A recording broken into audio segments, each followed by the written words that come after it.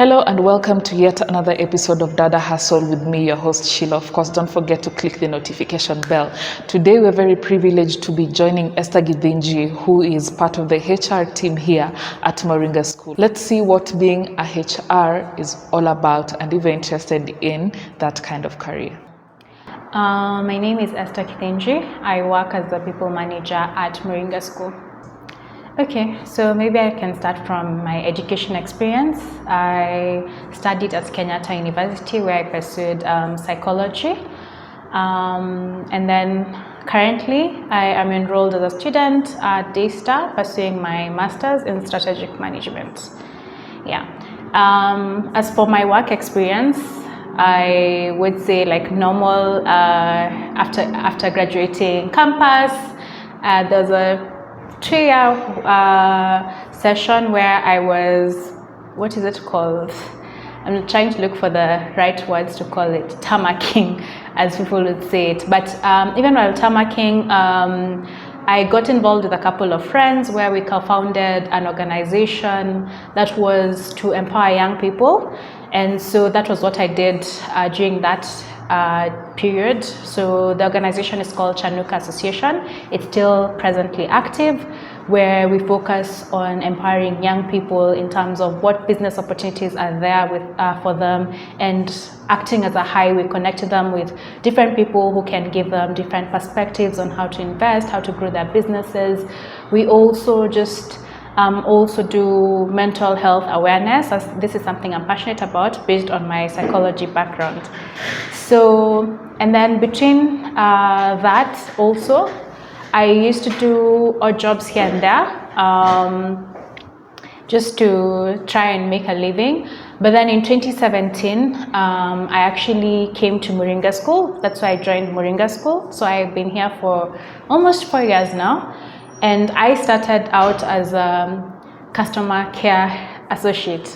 Or rather, that was a very fancy title for a receptionist. So that's how I started my career growth. And I realized, and the CEO then, Audrey Cheng, realized, and Savannah, who was the CTO then, realized that I had a passion for people, and I'm very passionate about, just human beings and just having that human touch. And so we were able to create the HR team for Moringa School, because then it was not in existence. And that's how, I have grown in my journey until where I am right now. I think for me, let me just start with for me, what I feel like are the skills that someone needs to be in HR is, one, have a heart that is just passionate about people. If you're not passionate about people, then you're in the wrong job, because you will have to deal with, people's queries, people giving you feedback, and you have to be very open-minded. The second thing is being empathetic. As part of HR, and these are just, I call them personal traits that you should have as part of being a HR. Being empathetic, because you'll encounter different people with different situations, and it's important for you to be able to deal with them effectively by being empathetic with them.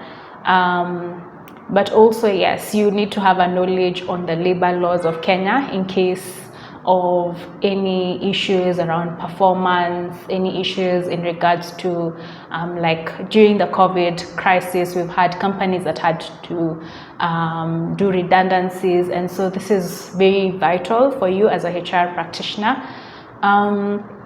And then also having a growth mindset, because HR encompasses so much more.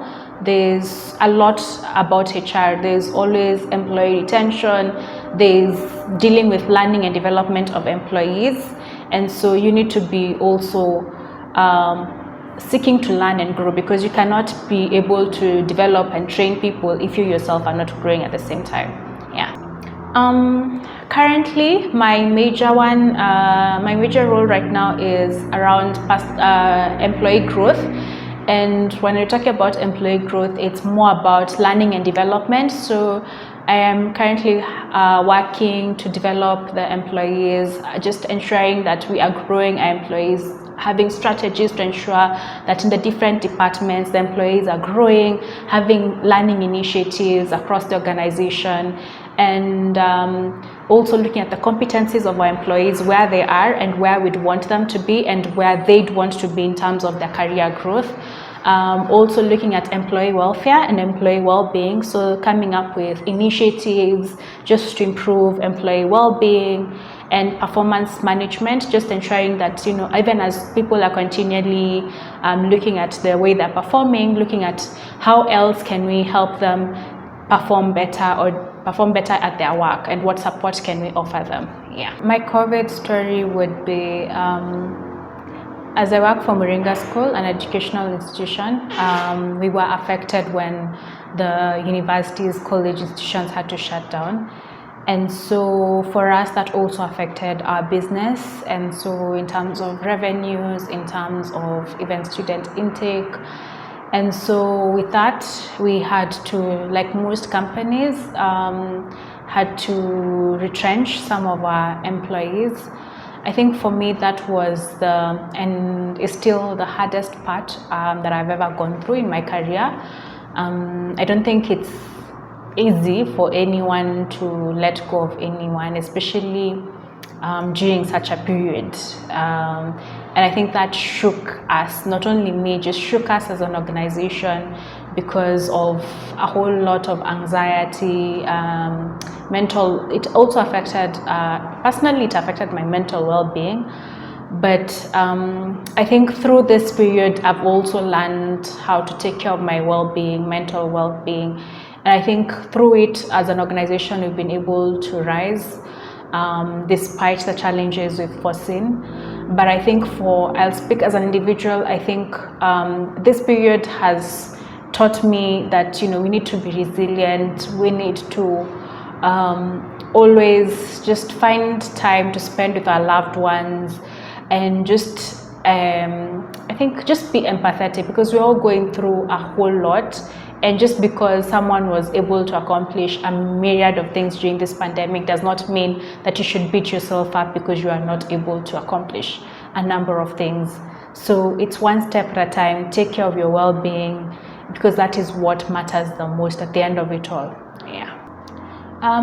For me, my parting shot would be to any young person who's listening: do not be afraid of starting your journey from wherever. And I'll give an example of my story, where I said I started from customer care, like I started from receptionist, and that's what the jobs that I used to do, despite having a degree in psychology. It's the zeal and the, how do I put it, the tenacity, the grit that will push you to where you want to be. Without that, then if you're looking for the perfect job,